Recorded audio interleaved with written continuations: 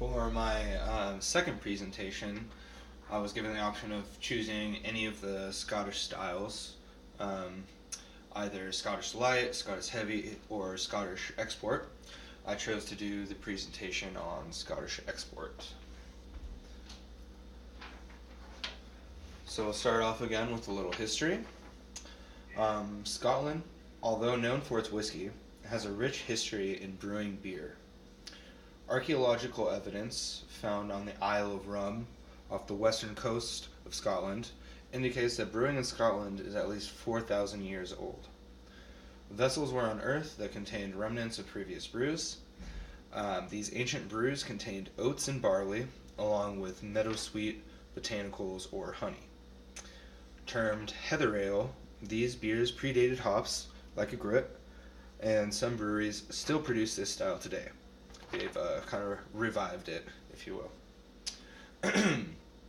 So, if you have looked up anything about Scottish style beer, Scottish ales, Scotch ales, wee heavy, you've certainly noticed the shilling system. Of course, the popular 90 shilling. So what's up with this system? Why is it here? What does it mean? The shilling system is a traditional British currency. Of course, you've probably heard of the shilling referred to as a currency before. It is also a uniquely Scottish measure of a beer's strength.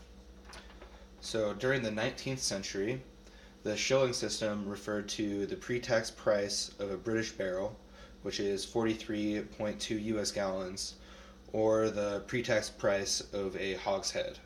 A hogshead is like a cask, except it's 64.8 US gallons. And just an interesting side note there, that is where Hogshead actually gets its name. The Hogshead Brewery near Sloan's Lake. And if you haven't been there, check it out. Good stuff. Scottish ales were brewed with a wide range of strengths, from light to strong, and the higher the alcohol content, the more the beer costs to make, which subsequently demands a higher price from the consumer. For example, a 60 shilling would have a gravity range of 7.5 to 8.75 degrees Plato, where an 80 shilling would have a gravity of 10 to 13.75 degrees Plato. So quite a bit higher there. So more fermentables are required to achieve that higher gravity, which incurs a greater cost.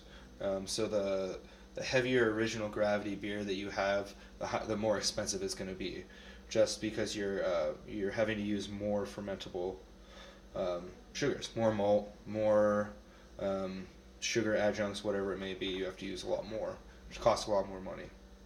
Thus, the shilling system became an indication of beer strength.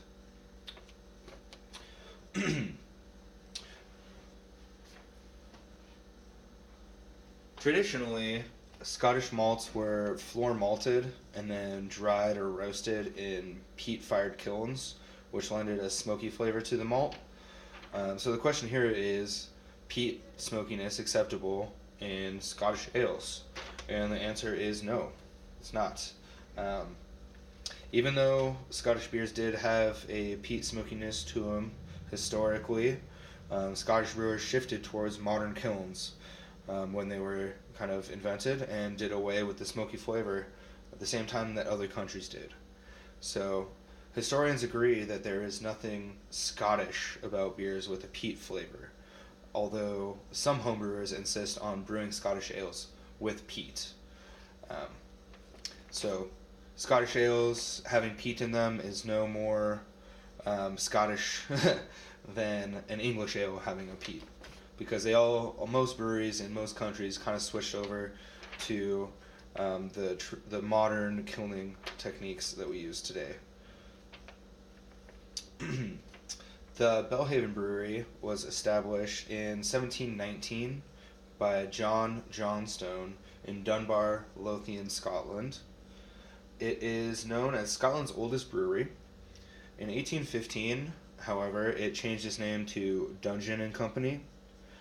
By 1846, Dungeons focused mostly on producing malt, given the fact that the railway was a new technology and they were able to transport their malt to different areas. So they kind of focused on malt there for a while. They, however, still did produce small quantities of beer during that time, just mostly for the local trade. The malting portion of that company closed in 1790, and in 1792, the company actually changed its name back to Belhaven and featured 7 tied public houses. By 2005, the company had 275 tied public houses, which is pretty impressive. That's a lot of tied houses. And also in 2005, they sold to Greene King, which, for those of you that are not familiar, that's the largest British-owned brewery in the United Kingdom. The brewery still packages the Balhaven Brewery Scottish Ale, which is an 80 shilling, so it's of the export strength. Today, it is still one of the oldest and most traditional Scottish brands. It is also included on the BJCP as a commercial example for the Scottish export category.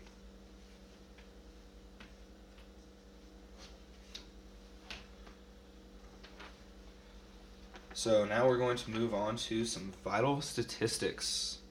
For IBUs, we're looking at 15 to 30 IBUs, which is of the moderate perceived bitterness. For original gravity, we're looking at 1040 to 1060. For ABV, we're looking at 3.9 to 6.0 percent. For final gravity, we're looking at 1010 to 1016. And for SRM, the SRM should be 13 to 22, which is going to be an amber to brown color.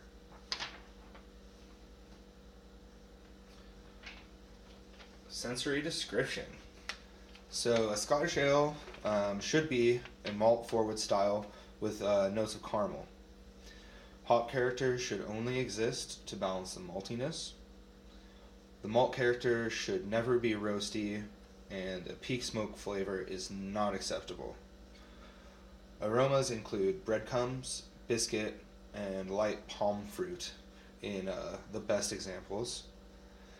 It is pale copper to very dark brown in color, and should be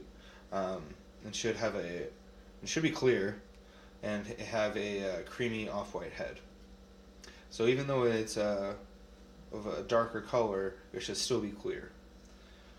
It can have a range from rich and creamy to dry and grainy, so there's a little bit of leeway there on the mouthfeel. The kettle caramelization. So if you're doing kettle caramelization, it's not traditional or acceptable for the style. The caramel flavor in there should be derived exclusively from the malt or sugar adjuncts. Sugar adjuncts, so adding caramel, is actually acceptable and traditional for this style.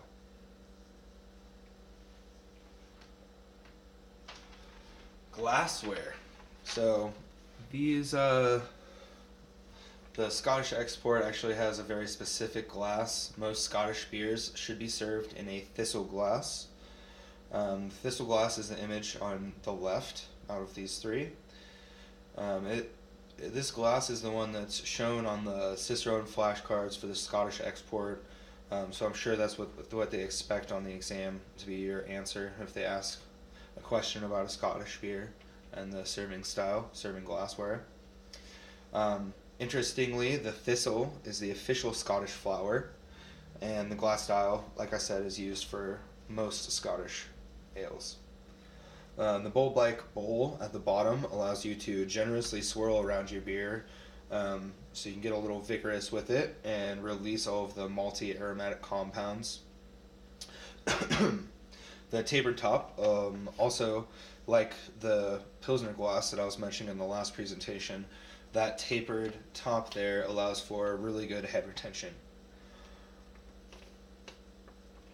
The Nonic pint glass, which is the glass in the middle, is another appropriate glass style if the thistle is not available.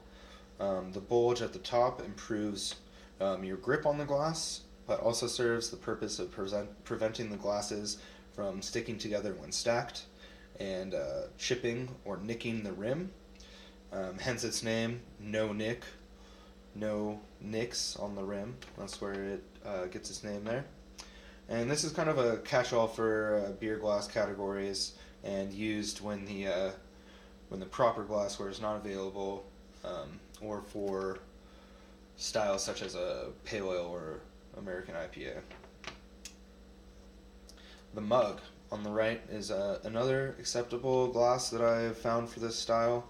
The beer glass has thick walls and a handle that both reduce heat transfer and keep the beer cold.